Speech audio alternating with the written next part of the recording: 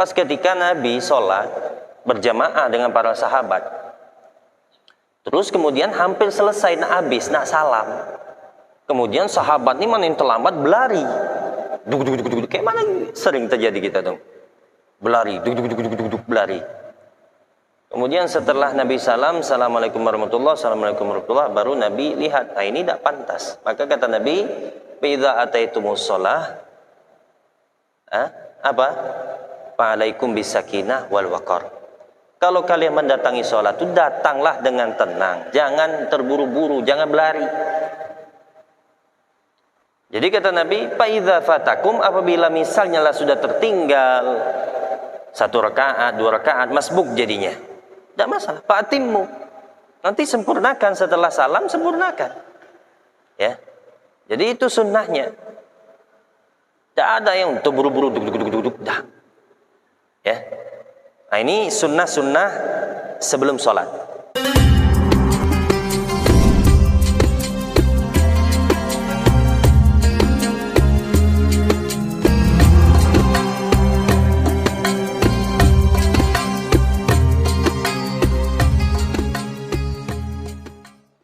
Yang pertama. Kemudian yang kedua, ad-du'a bainal adzan wal iqamah.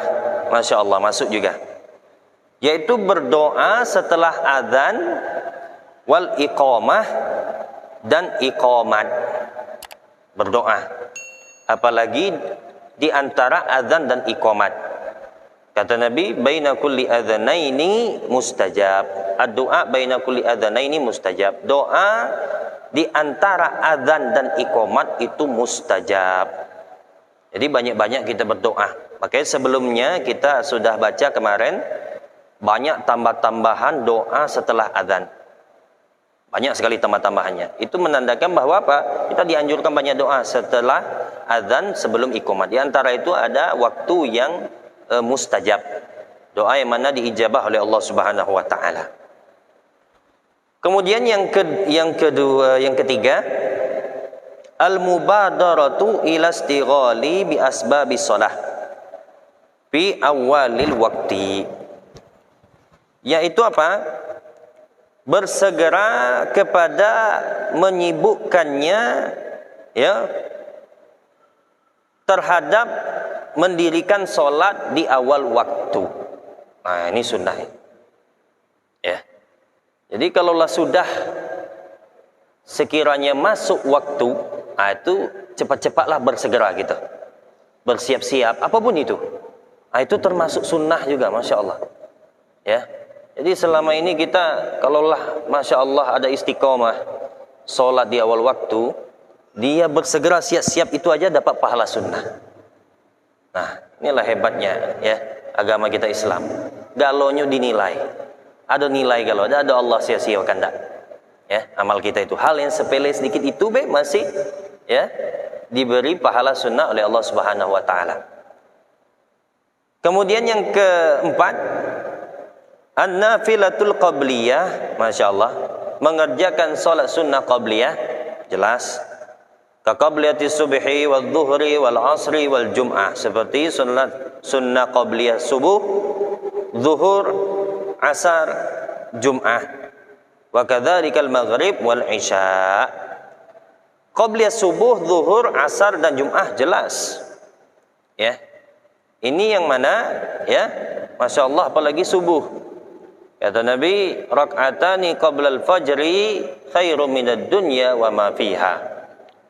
2 rakaat salat sunnah qabliyah sebelum subuh itu lebih baik daripada dunia dan seisinya.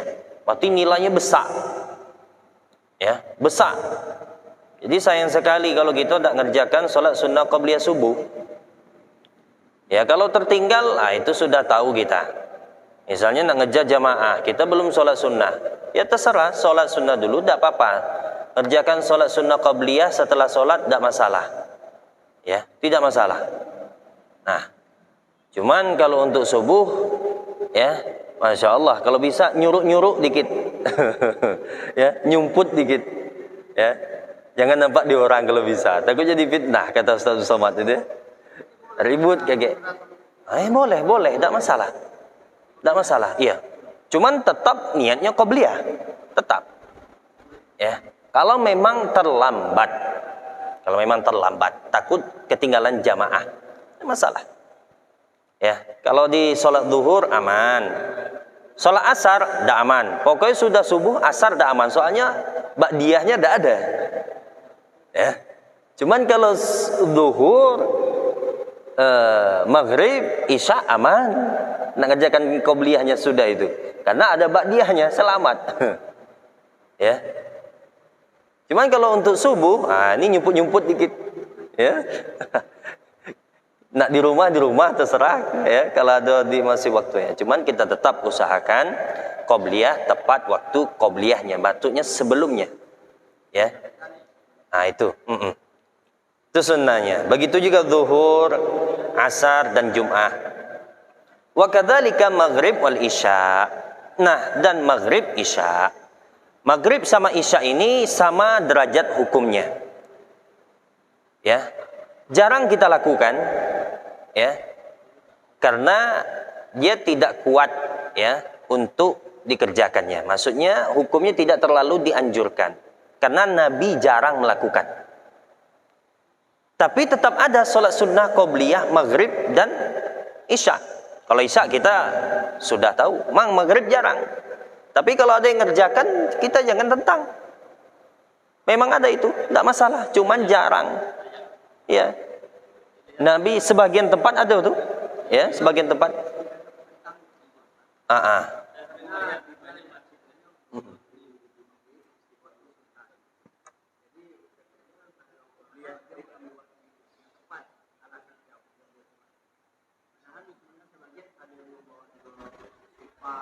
Mana Pak?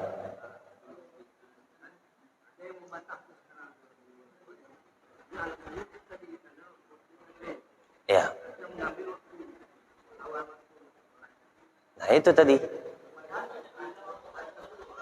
Iya makanya kita jarang melakukannya. Bahkan Nabi pun jarang melakukannya. Itulah tadi, maka dia tidak termasuk daripada sunnah rawatib. Ini kan dikatakan sunnah rawatib. Ya, sunnah rawatib. Ya.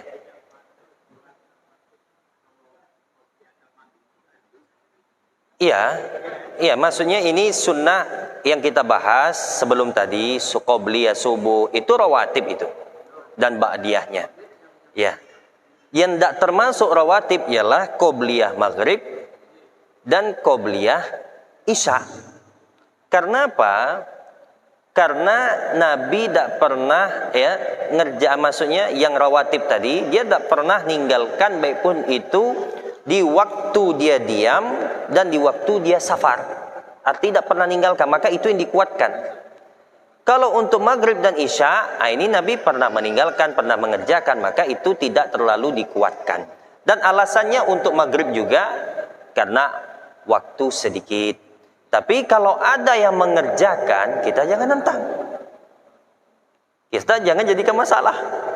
Ya, karena tetap ada itu masuk. Itu sudah ketentuannya. Ya.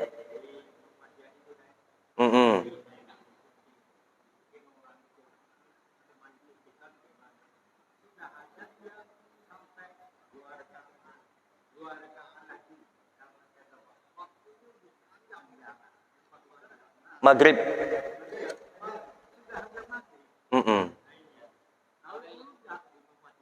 Iya. Ya.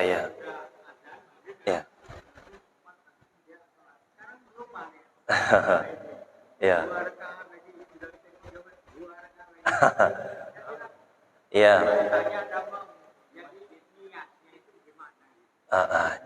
Tetap kita tidak masalah. Yang jelas hanya saja nanti keutamaan sholat di awal waktunya hilang. Nah itu saja.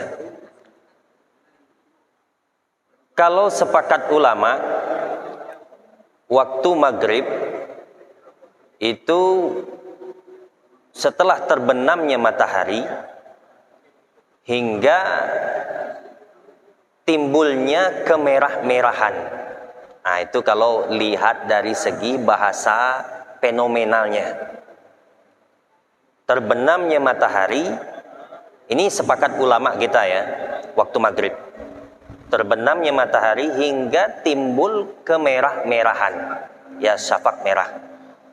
Itu bahasa fenomenalnya. Memang kalau bahasa singkatnya kita, masuk waktu maghrib sampai masuk waktu isya. Kalau dikatakan panjang itu. Tapi ada pendapat, ini yang bikin jadi masalahnya. Ya, pendapat sebagian ulama, ini dia waktu maghrib tetap singkat. Ukurannya apa? Ukurannya hanya sebatas masuk waktu sholat, adzan, wudhu, kemudian sholat, dan sholat ba'diyah, habis sudah. Itu hanya pendapat seperti itu. Itu pendapat ulama yang dulu. Ya. Jadi ini tidak disepakati kebanyakan ulama. Tetap ya, ulama kebanyakan memilih yang sebagaimana kita tetapkan sekarang. Ya. Macam sekarang. Ada lagi waktu maghrib. Siapapun nak sembahyang maghrib silahkan. Boleh. Ya, ada lagi. Jangan sampai kita tak ada ngata tak ada. Subhanallah. Saya banyak ketemu saudara-saudara kita yang kurang ilmu terhadap itu. Jangankan solat maghrib, solat yang lain saja dia anggap kalaulah sudah solat jamaah sekiranya di masjid itu di awal waktulah sudah selesai, itu tidak ada lagi waktunya katanya. Saking kan dia bertanya, Ustaz, boleh lagi solat misalnya duhur misalnya, jam-jam sudah jam 2, boleh lagi saya solat duhur? Boleh kata saya, waktunya sampai asar, ya, tidak masalah. Nah, ini banyak sebagian saudara kita pemahamannya berbeda atau salah. Tetap ada ya, tetap.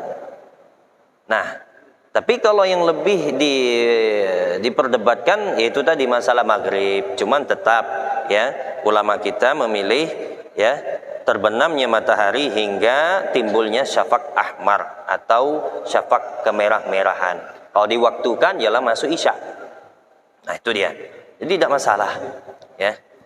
Nah, itu sunnahnya yang dilakukan, ya, qobliyah. Jadi kita jangan ya menentang kalau ada orang yang sholat qobliyah maghrib, yaitu termasuk juga ada masalah, cuman tidak dikuatkan. Kemudian yang ketujuh, an-nafilatu bainal adzanaini, ai bainal adzani wal iqamah, ya. Yaitu termasuk juga, Masya Allah, 2 kali dibahas ini, mengerjakan sholat sunnah di antara 2 adzan.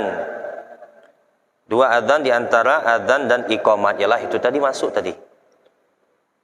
Kemudian yang ke-8, al-ityanu bil ad'iyatil ma'thuratil waridati qabla sholah, yaitu mendatangkan doa-doa yang mana dianjurkan sebagaimana yang diriwayatkan juga dalam hadis sebelum sholat. Masya Allah. Kadu'ail fajril waridi qabla salatil fajri. Nah, jadi kita itulah tadi dijelaskan juga di sini, memperbanyak doa yang jelasnya, apalagi doa-doa yang dianjurkan. Ya. Sebagian masjid kalau orang-orang dulu masjid-masjid dahulu, Masya Allah, kalau di kita daerah yang ada yang rotibul haddad, ada yang macam-macam. Ya. Kadu'ail fajri, contohnya apa? Allahumma inni as'aluka rahmatan min indika tahdi biha qalbi ila akhirih. Panjang doanya ini. Di sini katanya Allahumma inni ta'lamu sirri wa alaniyati faqbal ma'dhirati wa ta'lam hajati fa'atini suhuli. Masya Allah, ya, itu ada di sebahagian ya kitab-kitab atau buku-buku panduan zikir-zikir. Jadi yang jelas intinya sebelum sholat ditegakkan itu banyak-banyak kita berdoa. Nah, itu dia. Kemudian yang ke-9, al-ityanu bidu'ail khuruj ila shalah.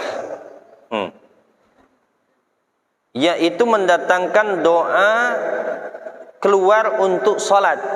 Wa huwa Allahumma inni as'aluka bihaqqi sa'ilina alaik wa bihaqqi raghibina ilaik wa bihaqqi mamsaya hadza ilaik fa inni lam akhrud asyaran wala bataran wala riya'an wala sum'a bal kharajtu tika sahtik wa btiqa mardatik wa as'aluka an tu'idzani minan nar Wa tudkhilnil jannah bi rahmatika ya arhamar rahimin. Ini dilakukan ketika keluar rumah nak menuju ke masjid mau sholat. Nah, itu doanya. Ya. Doa nak ke masjid. Hafal, Pak? Masya Allah. Ya. Allahumma bihaqqi sa'ilina ilaik wa bihaqqi mamsaya hadza ilaik. Nah, itu. Itu doa masuk masjid. Wa bihaqqi raghibina ilaik fa inni lam akhruj asyran wala bataran wala ri'an wala sum'ah bal kharajtu tika asahtik wa tika mardatik. Ya. Fas'aluka an tu'adziminan nar wa tudkhilil jannah bi rahmatika ya arhamar rahimin. Kalau kita dulu itu dihafal di madrasah. Ya. Doa masuk masjid, keluar masjid, nak ke masjid, nah itu dihafal. Ya. Masya Allah. Itu salah satu anjurannya sebelum sholat. Kemudian yang ke-10, al-qiyamu ila sholati ba'dal intihai minal iqamah. Wa qila ma'a qawlihi qad qamatis sholat. Nah, yaitu berdiri kepada sholat atau mau sholat ba'dal intihai minal iqamah, setelah habis dari iqamat. Nah, itu langsung berdiri. Cuman katanya ada yang mengatakan, dan sering kita walaupun ini qila, kebiasaannya qila ini tidak banyak ulama mengatakan, hanya sedikit. Qila ma'a qawlihi qad qamatis shalah. Ada yang mengatakan pas kalimat qad qamatis shalah, kata muadzin tadi, ya apa? Nah, itu berdiri.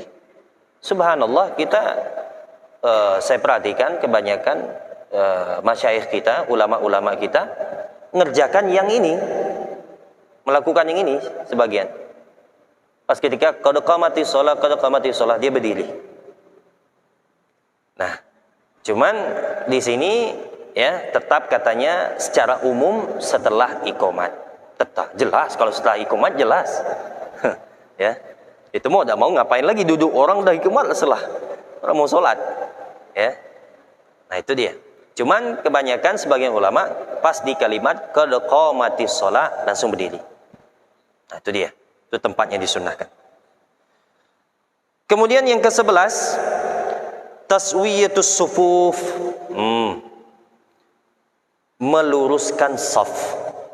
Ah, ini dia. Ya. Meluruskan saf. Itu sunnah itu juga kita.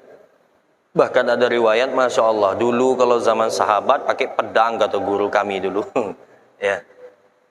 Sahabat tuh lurus pakai pedang. Jangan sampai kayak ular gini gitu ya. Ya. Kita zaman sekarang, Masya Allah. Ya, sebahagian masjid, sebagian tempat sulit ngatur sop, meluruskan sopnya. Ya, iya. Karena apa? Karena si imam ya tetap kesalahannya yang memimpin, tetap. Kalau kita tegur terus menerus, insya Allah ini tidak. Si imam langsung maju, Allahu Akbar, nah, tanpa apa lagi. Kecuali kalau misalnya posisi makmumnya lah sudah teratur, ya lah sudah tahu sopnya, Masya Allah, jamaah pinter dah sopnya, dah ada masalah. Ini sebagian tempat saya ada itu merhatiin kayak ular, Masya Allah, sulit. Nah, ini di luar itu bisa menjadi makruh.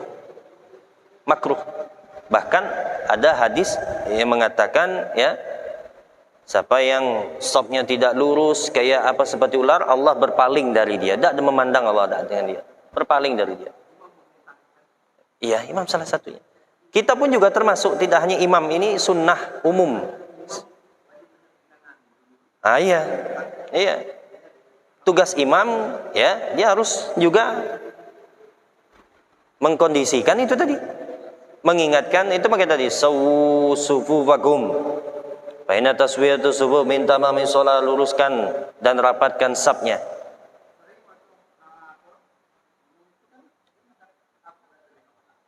Nah, itu makanya.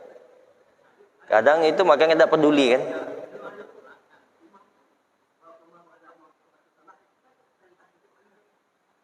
Ya, itu untuk apa? Itu jawab di dalam iqamat. Ya, jawab dalam iqamat. Ya, semuanya itu semuanya. Ya, semuanya. Nah, cuman kalau untuk perintah shaf semuanya ada. Imam mengingatkan, Dan sunnah tetap juga dituntut kepada semuanya, makmum apalagi imam, mengingatkan itu, ya, itu sunnahnya. Kemudian yang ke-12,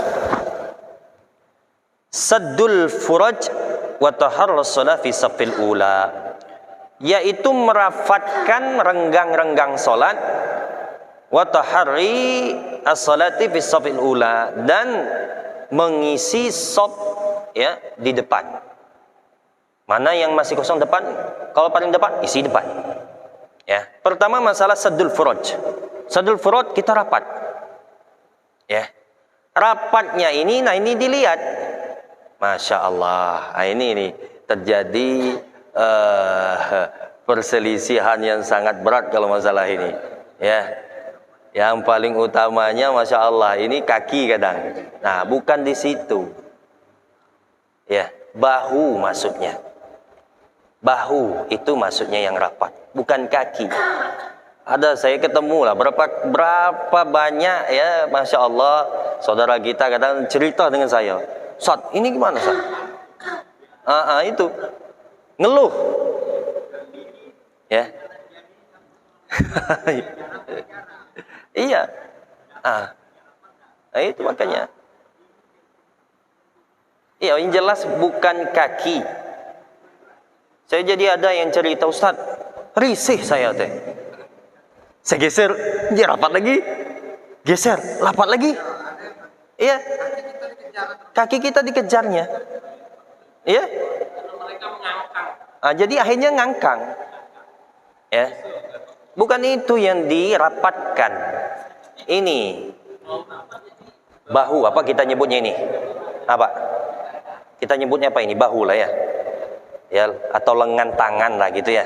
Bahu tangan, ya, bahu tangan. Ya. Ini yang dirapatkan, bukan kaki. Wong kalau kaki bisa ngangkang semuanya, terus ada jarak. Ya. Apanya? Ya, kita minimalnya, iya minimalnya itu. Ya, standarnya gitu, pokoknya standarnya itu.